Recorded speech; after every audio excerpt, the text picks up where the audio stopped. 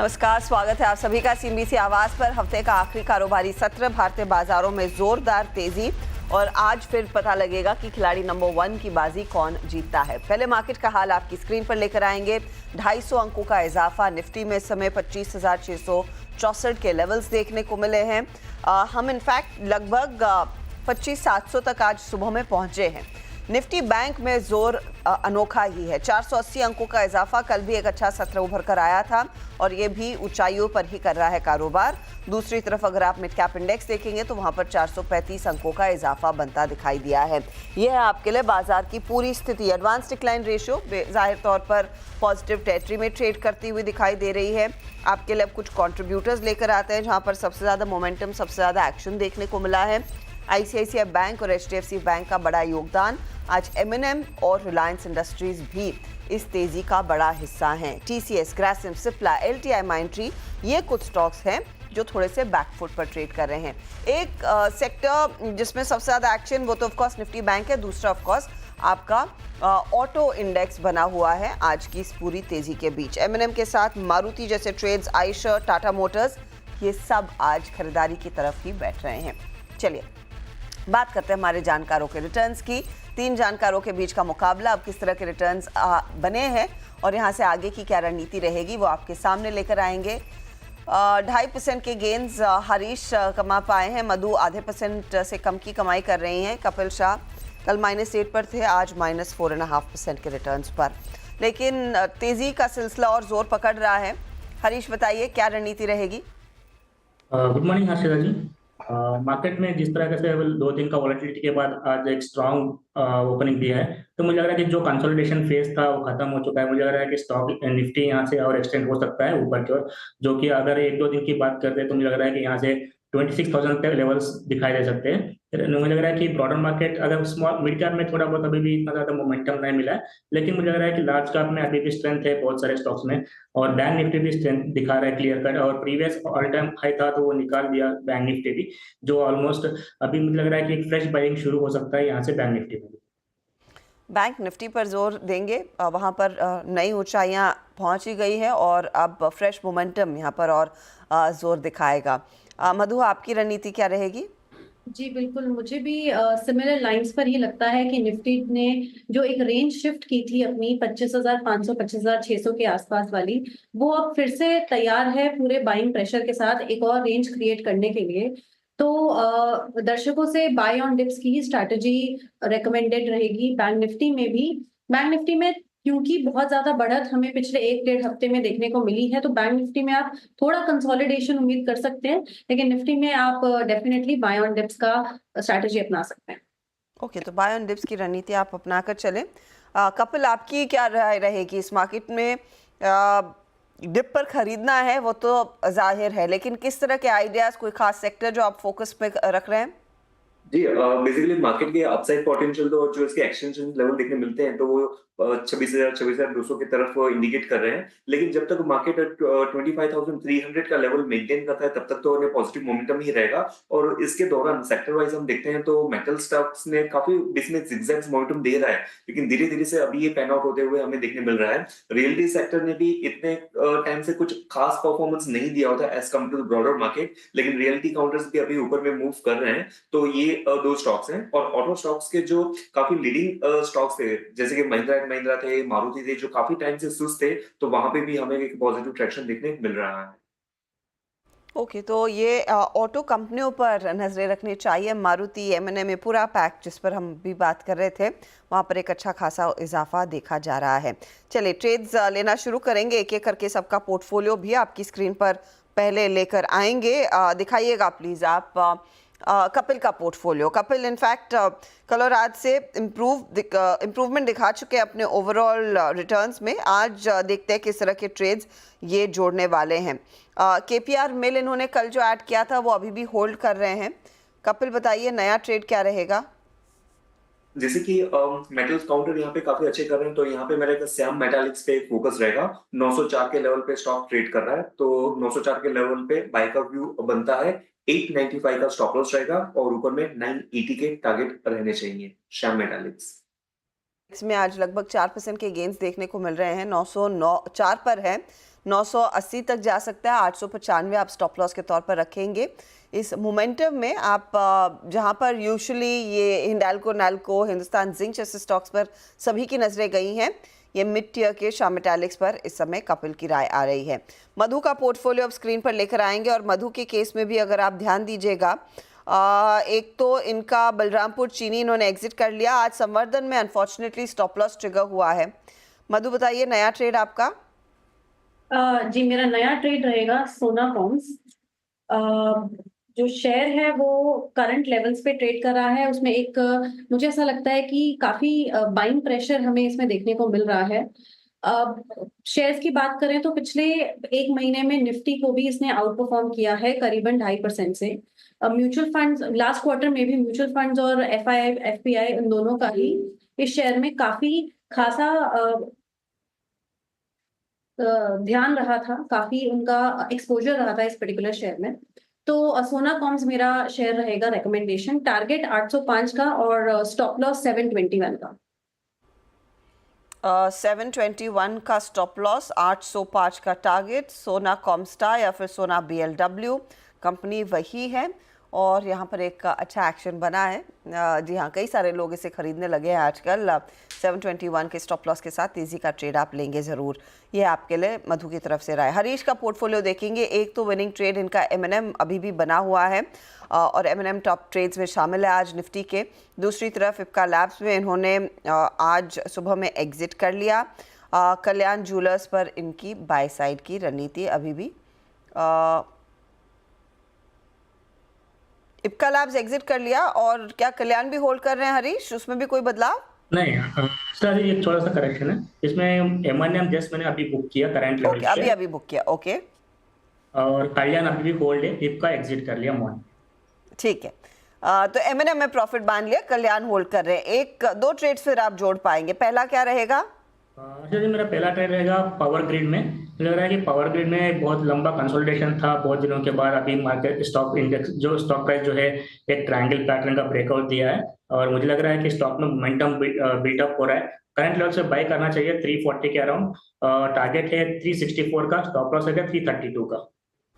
332 का stop loss और 364 का टारगेट। पावर ग्रिड के लिए पिछले 2 दिनों में कई डेवलपमेंट्स आई है। ये L1 बिडर साबित हुए हैं कुछ प्रोजेक्ट्स के लिए। एक मध्य प्रदेश का प्रोजेक्ट था, दूसरा ये गुजरात का प्रोजेक्ट आज सुबह में हम आपको बता रहे थे। तो ये इनफैक्ट सुर्खियों में है स्टॉक। 364 के लिए एक बाय साइड का ट्रेड है। वैसे आप तीनों एक एक स्टॉक और जोड़ सकते हैं। कपिल, क्या प्लान है? अभी तो ट्रेड जोड़ना चाहूंगा। कृष्णा डायग्नोस्टिक स्टॉक्स में काफी एक अच्छी मोमेंटम और मंथली चार्ट पे भी एक ब्रेकआउट काफी टाइम पहले हमें देखने मिला हुआ है और डेली चार्ट पे इसका कंटिन्यूएशन साइन हमें देखने मिल रही है। 859 पे चल रहा है। इसका स्टॉप लॉस 845 का रहेगा और ऊपर में टारगेट 920 के बनेंगे। 20 के लिए कृष्णा डायग्नोस्टिक्स जो आज करीब 3-3.5% ऊपर है। ये फिलहाल एक मोमेंटम ट्रेड और कपिल जोड़ रहे हैं अपने पोर्टफोलियो में। मधु, आपका क्या प्लान? वेट करना चाहूंगी सेकेंड हाफ का। ओके। हरीश? वेट करना चाहता हूँ नेक्स्ट, क्योंकि ऑलरेडी निफ्टी 205 के ऊपर गेन किया है। मुझे लग रहा है कि थोड़ा माइनर डिप आए तो बेटर लेवल्स रहेंगे एंट्री के लिए। ओके, तो कुछ समय लेंगे और फिर नए ट्रेड्स आएंगे हरीश और मधु की तरफ से। चलिए काम करते हैं, फिर एक ब्रेक लेते हैं।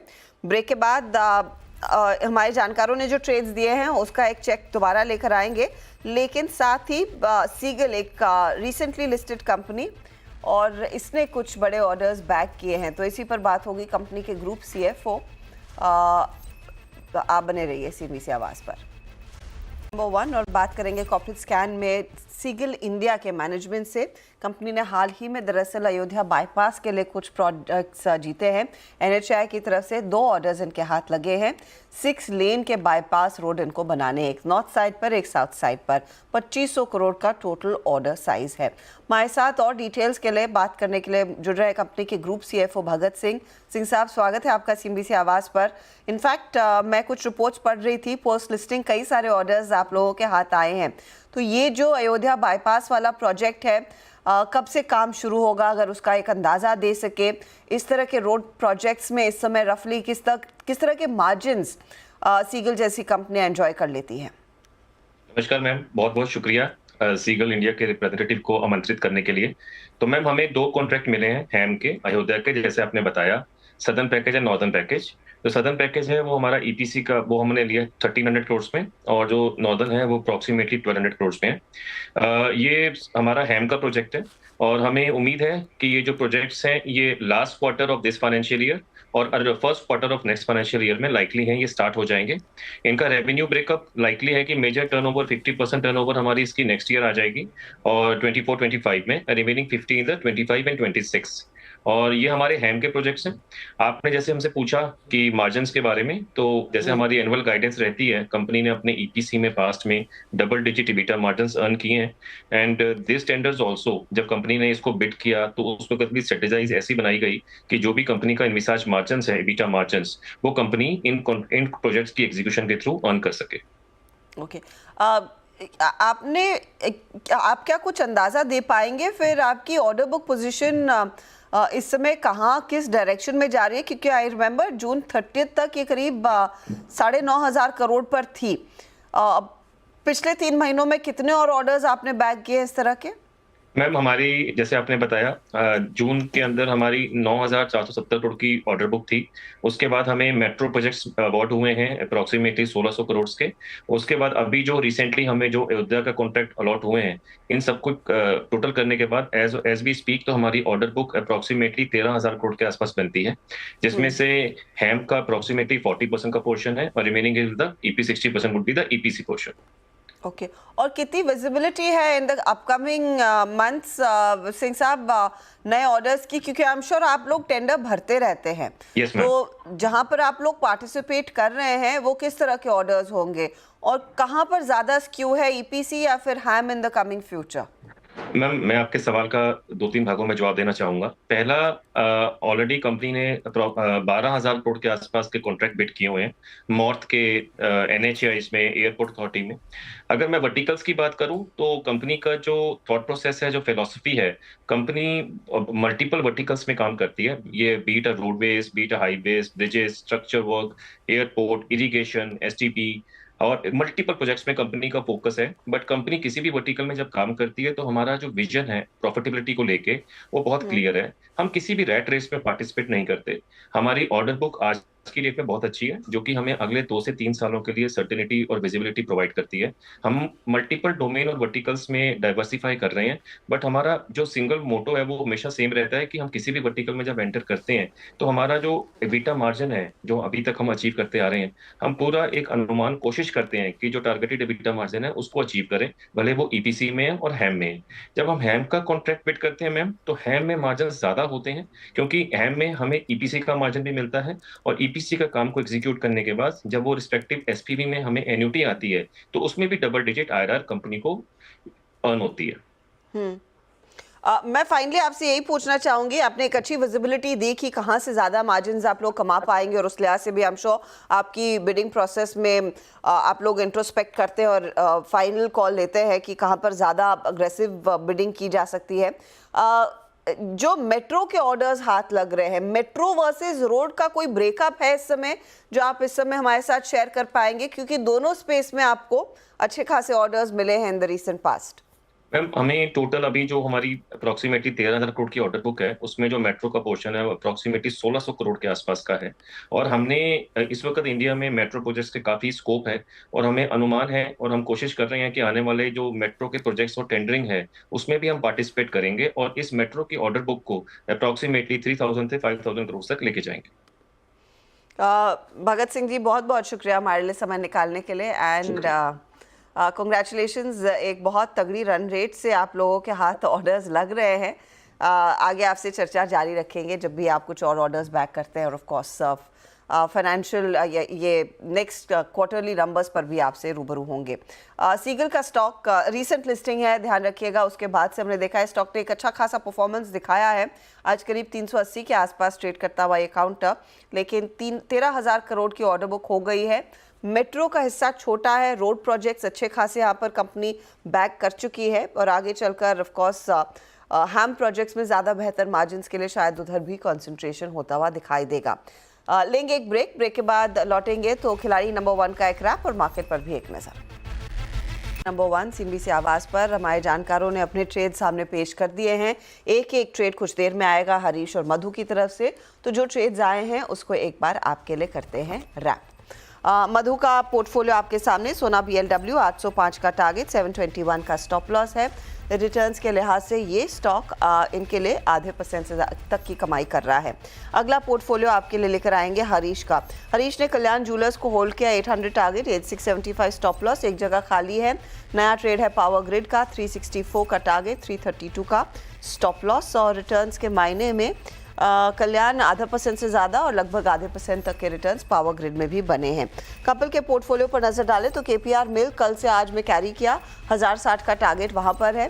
श्याम मेटालिक्स नया ट्रेड है, 980 target, 895 stop loss. Krishna diagnostics 920 का टारगेट, 845 का स्टॉप लॉस है। ओवरऑल रिटर्न्स की स्थिति 7% की कमाई, KPR ने तो कमाल कर दिया इनके लिए। आधे % की कमाई कृष्णा में और श्याम मेटालिक्स भी हल्की सी बढ़त दिखा रहा है। तो अब आएंगे आपको कपिल ब्लैक में दिखते हुए। अच्छा, अभी तक प्रॉफिट में नहीं आए हैं, लेकिन तभी भी -8 से -4 से -2%, नॉट अ बैड रिकवरी। 7% के रिटर्न्स हरीश के बन रहे हैं। मधु अब हल्की सी नेगेटिव में स्लिप कर चुकी है, -1.6% के रिटर्न्स के साथ। तो काफ़ी इंटरेस्टिंग मुकाबला अब हो गया है। थोड़ा सा और अगर श्याम और कृष्णा डायग्नोस्टिक्स चल जाएं तो शायद कपिल भी पॉजिटिव रिटर्न कमा पाएंगे। Good luck to all 3 of you. Madhu और हरीश के नए ट्रेड्स का इंतजार रहेगा। लेंगे एक ब्रेक, आगे कमोडिटी मार्केट का एक्शन।